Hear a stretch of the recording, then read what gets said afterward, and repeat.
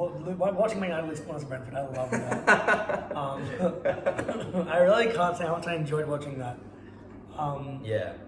Did you watch the game? Yeah, I did watch the game, and I couldn't believe it.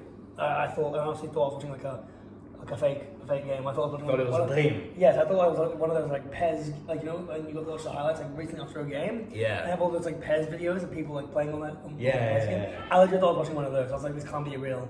Or it's like a game from like 5 years ago on like a friend. For sure. No, it was crazy. I loved to see it. Brentford played amazingly. Yeah. And just put a smile on my face watching lower. This is what I was also getting onto. Watching teams that we thought were lower table challenging the top 6 teams. We saw For sure. We saw Liverpool drop points as well. Twice. Kind of leading on to a next segment, but we watched Liverpool drop points. We've watched teams like Fulham, who people thought were going to get relegated. It's low table. So it's not really. Well, yeah. Let's move on. Let's actually talk about that United so far this season. As you touched on, that 4-0 defeat to Brentford in the Brentford Community Stadium. Unbelievable. Yeah. Really unbelievable in 36 very minutes. Deserved as well from Brentford. Crazy result. A 2-1 loss to Brighton. This weekend they've got Liverpool at Old Trafford. Which no one sees them winning. So if you're looking at it, it could be an 0-3 start from United. I think it will be an 0-3 start. And you know, if United win, then Liverpool have got some questions to ask about the club as well. Yeah, that's actually both teams true. have to win. Both teams do need to win. If United win, they go above Liverpool. Yeah. Which is shocking considering how bad United have been. Yeah, United. But it's really, I really question what goes on at Manchester United. Yeah. It really, if I was a Manchester United, I would be worrying right now. Apparently the fans are planning a protest where they don't go to the stadium at this weekend against Liverpool. But I don't see that working because it's Manchester United versus Liverpool. That's one of the games of the season. Yeah. But last season they lost 5-0 and 4-0 to Liverpool in total. So I don't see how they walk out of that game with 3 points. And I worry because you're meant to, you've brought Erik ten Hag, he's meant to be this footballing genius. And normally when a team brings in a manager, there's this, new manager bounce. Normally they go on like a run. They go on a good run, but Manchester United, you're not seeing that at all. And everyone should be held accountable. The players need to be held accountable. The manager, Erik ten Hag, needs to be held accountable as well because I think it's too early for him to be held accountable. Not held accountable to the point of like sacking, but there definitely should be question marks over his squad selection. I mean, playing Eriksen as a DM. Yeah, I don't think he's ever played there in his entire life. Like, I think also, like, if you've brought in 3 managers who they just all can't get wins, and clearly it's not the manager's problem. Like, this is the 3rd time they brought in Solskjaer, who obviously did well first season. Well, Solskjaer still came 2nd in the league. Yeah, he did, but then second season got sacked within like 3 months. Yeah. Then they brought in Ragnick temporarily. They said it was whatever.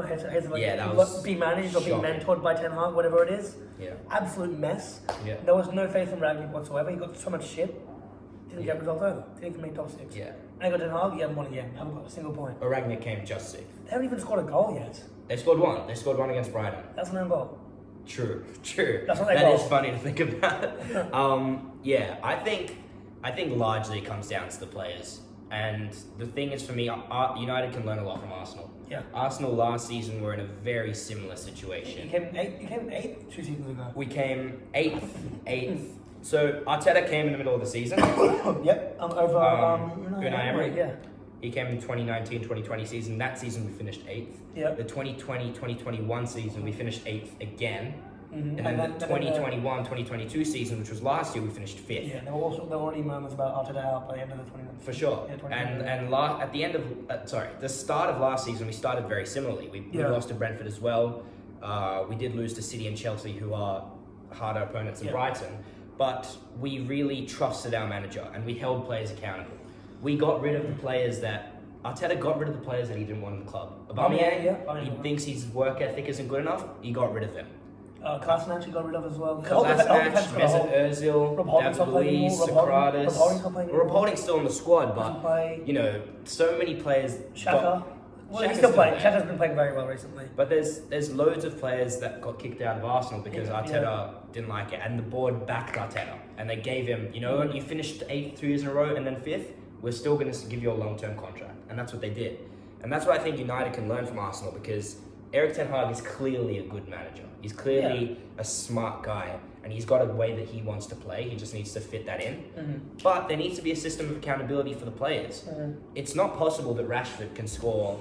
He got like 6 goal involvements last year, and now he gets to start every single week. No, it's not fair that Ronaldo can just do whatever he wants, albeit it is Ronaldo. But it's not fair that a 38-year-old can try to leave the club and then stay and not be held accountable. It's not fair that De Gea or Maguire. Who do they have up front? I'm not sure, but they should be offloading these players and re-signing new players.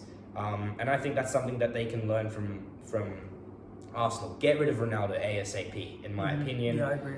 Get rid of your dead wood. It might take 2-3 seasons, but I believe that if they trust Erik ten Hag, give him the money to sign the players he wants, in 2 or 3 seasons, they'll be looking how Arsenal are looking right now. Because right now, in our process, we're 2 or 3 years ahead of them. At this rate, no one wants to. Thanks for listening to my TED Talk. Man United, like you guys, 2019-20, when you started having a slump because you had no players, you had no shot at making Europe. And we had He had this. the aging squad as well. He had old players. We had the same situation where it was kind of like, oh, we're Arsenal. Yeah. We always make top 4. We're always good. So you know what? If Mesut Ozil hasn't performed in 3 seasons, it doesn't matter. Still sign him. Still sign him onto a new contract, and he can still play. But that's not how it should be. Yeah. And there's a bit of complacency there, Man United. I also That's think me.